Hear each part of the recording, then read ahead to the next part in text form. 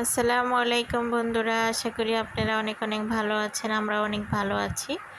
আজকে দুপুরে কি রান্না করব অবশ্যই দেখতে পারবেন। পুরো রেসিপিটা অবশ্যই চোখ রাখুন।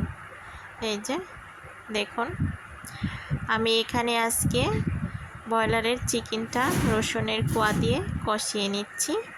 এটা আজকে রসুন দিয়ে কষিয়েই রান্না করব। এখানে পেস্টটা ভালো করে বাদামি কালার করে নিয়েছি। দিয়ে দিলাম 2 চামচ আদা বাটা। এখন দিয়ে দেব হাফ চামচ জিরা গুঁড়ো, আর এখানে দিয়ে দিচ্ছি হলুদ গুঁড়ো, দিয়ে দিলাম মরিচ গুঁড়ো,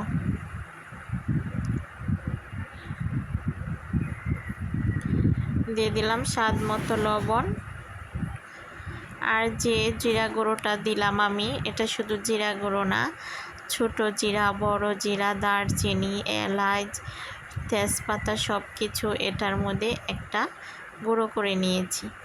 অল্প পরিমাণ করে দিয়ে দিলাম আমি। সব মাংসতে এটা দিলে খেতে অনেক ভালো লাগে। আর এখানে দিয়ে দিলাম একটা টমেটো।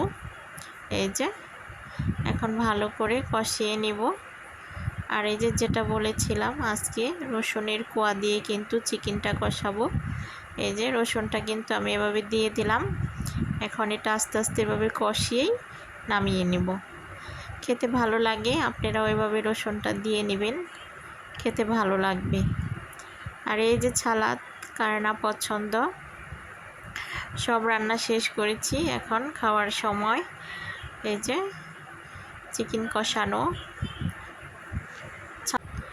চিকেন কষানোটা খুবই সুন্দর হয়েছে।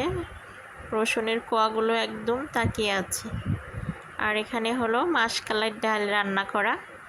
এই যে, আর এখন খাওয়া শুরু করছি সালাদ আর কাতল মাছের পেটি। এই যে সালাদটা অনেক পছন্দ আমার। টমেটোর পেঁয়াজ কাঁচামরিচ কুচি দিয়ে সালাদটা হলে আর কোনো কথা নাই। সাথে আছে গাছের মরিচ।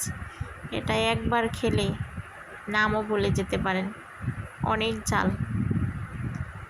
তো এখন চিকেনটা খেয়ে নিচ্ছি, সাথে মাসকলাই ডাল নিব একটু। ডালটা অনেক ভালো। এটা গরুর মাংসের সাথে, মুরগির মাংসের সাথে এই ডালটা হলে খুব ভালো লাগে। মাসকলাই ডালটা অনেকের পছন্দ। কার কার পছন্দ অবশ্যই কমেন্ট করবেন। আমার কিন্তু সেই পছন্দ। আর এই যে রসুন খেতে তো আরও ভালো লাগে। তো সব মিলা অনেক অনেক খাবারটা আজকে সেই হয়েছে, খেতেও খুব ভালো লাগছে। আজকের মতে এই পর্যন্তই।